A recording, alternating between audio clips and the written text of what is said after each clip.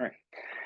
So my name is Jim Kean. I'm CEO of Molecular U, and we're a leading edge molecular blood testing platform. We're originally a BC-based company. We've been in market for 9 years in Canada, but have recently made the decision as of early last year to come down to the US. So we had a really strong entry into the market.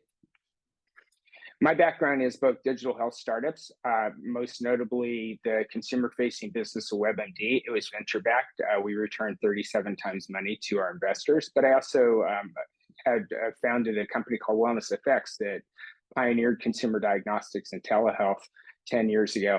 And I've spent 6 years at Blue Cross Blue Shield as a senior executive.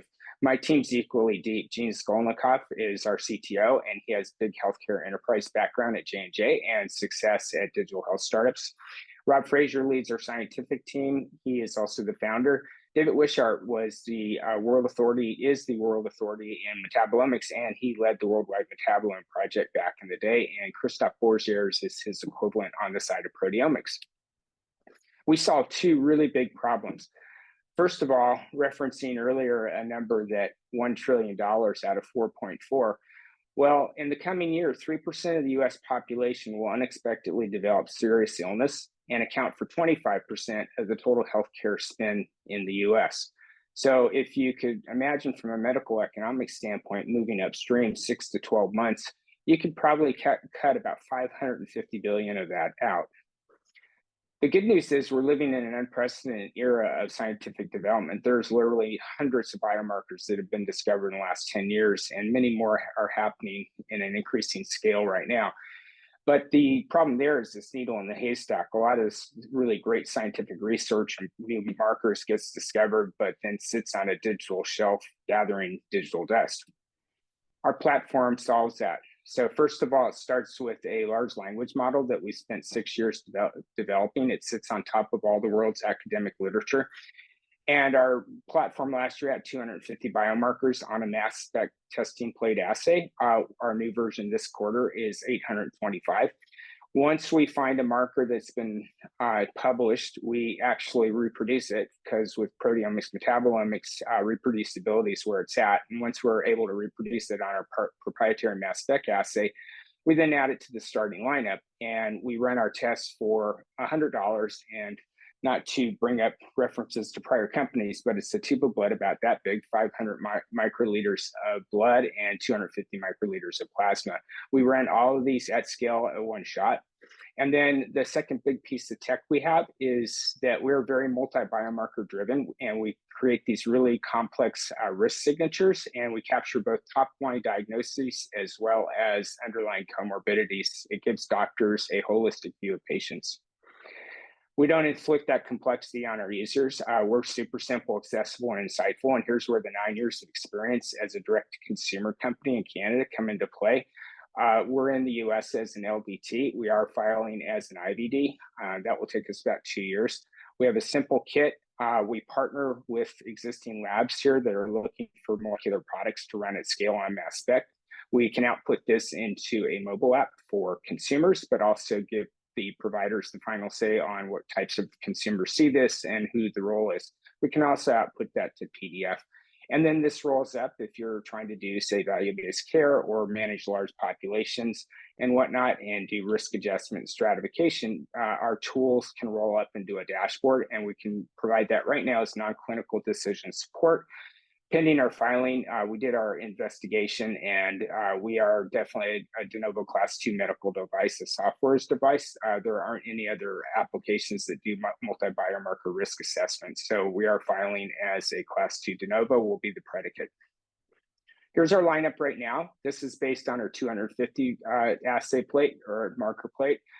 We anticipate adding another 40 conditions, but we're particularly strong in cognition. We have about a 95% accuracy rate as far as predictive value. And again, we capture all of these in one go. So we capture all the comorbidities. Cancer is particularly good for us as well.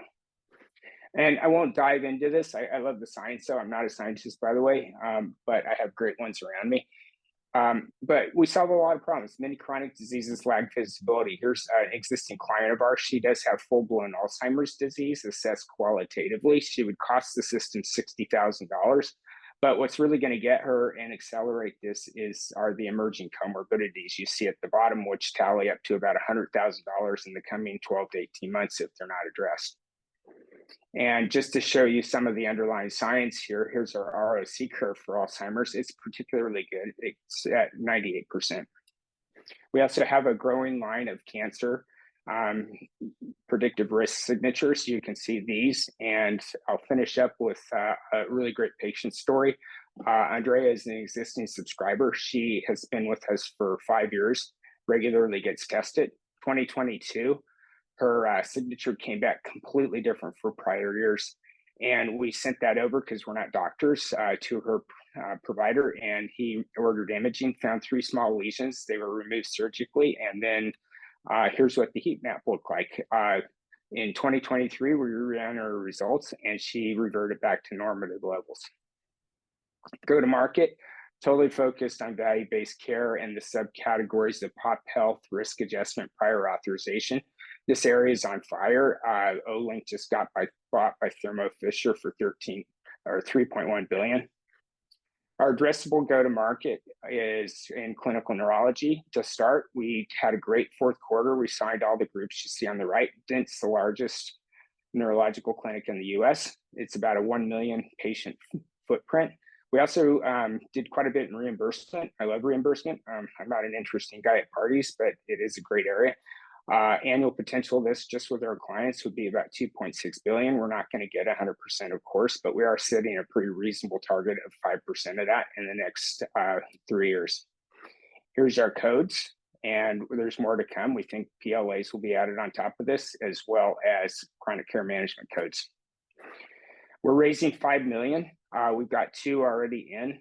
It's going to fund our direct channel development. We also are going to stand up our licensing portals with labs that want to distribute for us, because they'll act as our sales forces. Regulatory, and then IP goes hand in hand with regulatory. Our volumes with signed contracts, they're going to start slow. We'll have, they're starting this quarter, but they're really going to pick up towards the back half of the year as we get the clinics up and running. And then we'll continue to grow. Again, this just reflects that we're monetizing our existing signed contracts. It doesn't contemplate, for example, discussions we're having with oncology groups and other groups. We really like women's health as well.